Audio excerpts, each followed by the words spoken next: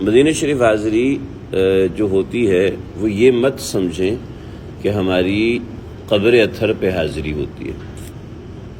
اہل سنت والجماعت کا یہ عقیدہ نہیں ہے۔ جمہور اہل سنت والجماعت کا مطلب یہ ہے جتنے بھی مسلمان ہیں، اور اہل سنت والجماعت سے ہٹ کے مطلب جتنے بھی اہل تشیع ہیں یا روافض ہیں یا خوارج ہیں، جو ان کا عقیدہ اور ہے، اہل سنت کا عقیدہ اور ہے، چاہے وہ شافعی، مالکی، حنبلی، بریلوی، دیوبندی، اہل حدیث جتنے بھی ہیں، سارے کے سارے اہل سنت والجماعت ہیں، نہیں جتنے بھی مسلمان ہیں، کلمہ گو مسلمان ہیں، قادیانی اس میں داخل نہیں ہے۔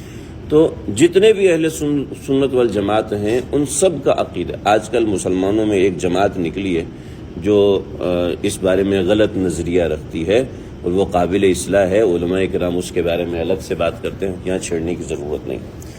تو اہل سنت والجماعت کا عقیدہ ہے آپ صلی اللہ علیہ وسلم سمیت جتنے انبیاء ہیں، الانبیاء حیات فی قبورہم، اللہ جتنے بھی پیغمبر اپنی قبروں میں زندہ ہیں۔ چنانچہ من زار قبری فقط زارانی، جو میری قبر کے پاس آیا وہ میرے قبر کے پاس نہیں آیا، وہ میرے پاس آیا۔ جتنی حدیثیں آپ نے فرمایا جس نے حج کیا اور میرے پاس نہ آیا بڑا بے وفا ہے، یہ تو نہیں کہ میری قبر کے پاس آیا، جس نے حج کیا اور میرے پاس نہ آیا۔ حج تو اللہ کے نبی نے آخری عمر میں کیا، عمر کے آخری سال میں کیا، تو آپ کس کو فرما رہے ہیں؟ آپ ہمیں فرما رہے ہیں۔ جو میرے پاس ہے وہ بڑا، میرے پاس نہیں آیا وہ بڑا بے وفا ہے۔ تو کیا مطلب ہے؟ ہم اللہ کے نبی کے پاس جا رہے ہیں، تو اس کے لیے اللہ کی ذات تعصب سے پاک ہے، لیکن پیغمبر علیہ السلام تعصب رکھتے ہیں، کیونکہ آپ صلی اللہ علیہ وسلم انسان ہیں۔ قل انما انا بشر مثلکم، میں تمہاری طرح انسان ہوں، جس طرح تمہیں بھوک لگتی ہے مجھے بھی لگتی ہے، جس طرح تمہیں غصہ آتا ہے مجھے بھی آتا ہے، اور ایک اور بات فرمائے جس طرح تمہیں بیوی کی حاجت ہوتی ہے مجھے بھی ہوتی ہے، او کما قال۔ تو آپ صلی اللہ علیہ وسلم کی ذات میں تعصب ہے، چنانچہ گناہ کر کے جائیں گے وہاں دل پہ برا لگے گا،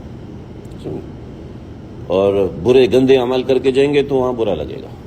اللہ تعالیٰ تو وہ نا بھٹی ہے، بھٹی، اس میں جتنا مرضی سب پگھل جائے گا، اچھا بھی پگھل جائے گا، برا بھی پگھل جائے گا، پھل بھی پگھل جائے گا، فروٹ بھی پگھل جائے گا، خشک میوجات بھی پگھل جائے گا، اور لوہا بھی پگھل جائے گا۔ تو اللہ کی ذات تو ایسے، یہاں جلال ہے، وہاں ہے جمال، جمال میں نزاکتیں ہوتی ہیں۔ اماں جلدی ناراض، ابا جلدی ناراض نہیں ہوتے، اماں جلدی ہو، مجھ سے صحیح بات نہیں کی اس نے، میں نہیں بات کرتی۔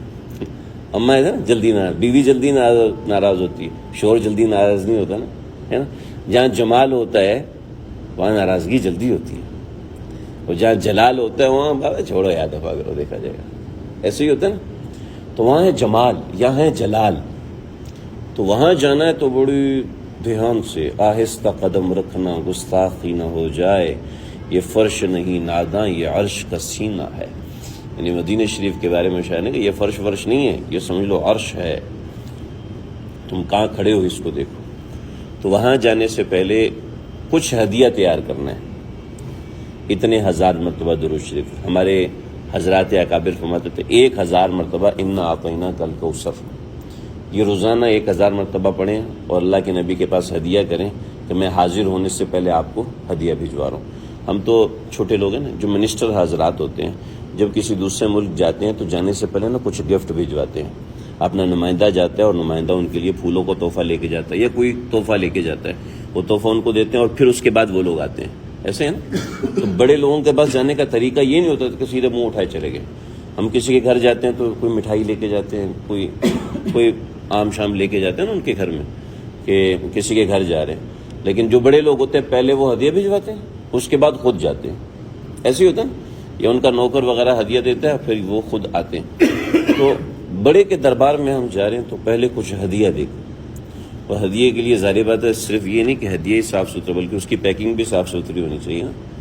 تو پیکنگ ہم ہیں اور ہدیہ ہمارے اندر سے نکلی ہوئی چیزیں، تو انا اعطینا کریں اور اس کے ساتھ اپنے آپ کو گناہوں سے بچائیں۔ تو وہاں جانا ہے، بڑے دربار میں حاضری ہے، سب سے بڑا دربار تو یہ ہے، لیکن ظاہر بات ہے ہماری دنیاوی اعتبار سے بھی وہ کتنا بڑا دربار ہے اس کا تصور کوئی کر نہیں سکتا۔ پیارے آقا صلی اللہ علیہ وسلم کے پاس جانا ہے، اور جہاں ہم نے کھڑے ہو کے درود پیش کرنا ہے اس سے 10 قدم کے فاصلے پر آقا علیہ الصلوۃ والسلام بنفس نفیس موجود ہوتے ہیں۔ یہ جمیع مسلمانوں کا عقیدہ ہے، جس کو ہم مسلمان کہتے ہیں نا اس وقت، ان تمام مسلمانوں کا عقیدہ ہے، پتہ نہیں ہوتا عام طور پر، تو اس وجہ سے غفلت ہو جاتی۔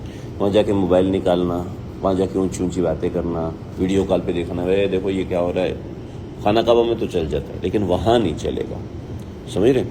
حیدرآباد کے ایک بہت بڑے بزرگ، انڈیا کا حیدرآباد جو ہے اس کے بہت بڑے بزرگ تشریف لائے ہوئے تھے. میں نے ان کے بارے میں بہت سی باتیں سنی تھی. تو مجھے تلاش رہتی ہے، جیسے ہمارے بڑے اکابرین، عرب کے بڑے اکابرین ہیں اور شام کے اکابرین ہیں، ہند کے اکابرین، یہ انڈیا کے اکابرین ہیں. مجھے تلاش رہتی ہے. حج پہ عام طور پہ تقریباً سارے ہی آتے ہیں. تو میں دیکھتا ہوں جس کے آگے پیچھے 2-3 بندے میں کون ہے، میں پوچھ لیتا ہوں. تو انہوں نے بتایا کہ یہ مولانا منظور احمد صاحب ہیں اور تشریف فرما تھے. تو میں نے کہا بھی میں ان سے دعا کی درخواست کر سکتا ہوں؟ اس انداز میں میں نے بات، میں ان سے دعا کی درخواست کر سکتا ہوں؟ تو انہوں نے پیچھے یوں مڑ کے دیکھا. اب میں اتنی اونچی آواز میں بات کر رہا ہوں جتنی آپ سے بات کر رہا ہوں مسجد نبوی میں. تو انہوں نے کہا مجھے بلایا. میرا سر میرا نیچے کیوں؟ وہ بڑی عمر کے آدمی تھے، بزرگ تھے، سر میرے نیچے کیوں؟ مسجد نبوی اتنی اونچی آواز میں بات کر رہا ہے گستاخ، سنبھال کے بات کرو. اف، میں سمجھا تھا میں تو وہ ہوں، یہ ہوں، وہ ہوں، سارا بیڑا غرق کر دیا. اتنی اونچی آواز میں بھی وہاں بات مسجد نبوی میں نہیں کر، کہ بڑا دربار ہے. لا ترفعوا اصواتکم فوق صوت النبی، اپنی آوازوں سے، پیغمبر کی آواز سے اپنی آوازوں کو اونچا نہیں کرنا. ان تحبط اعمالکم، ایسا نہ تمہارے اعمال ضائع ہو جائیں. تو حج ضائع ہو سکتا ہے اگر وہاں کوئی بے ادبی ہو گئی، وہاں کوئی گستاخی ہو گئی. ٹھیک ہے جی. تو اس کی اب ہم نے تیاری کرنی. ٹھیک ہے، یہ 4-5 دن ہیں.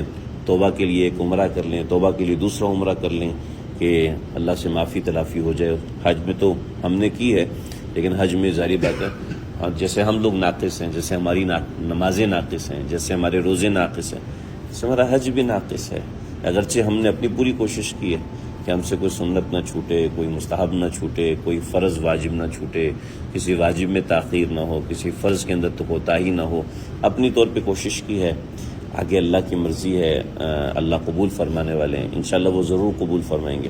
لیکن جو کمیاں کوتاہیاں ہیں اس کے اللہ سے معافی مانگے اور آگے کی تیاری اس طرح کریں. اللہ سمجھ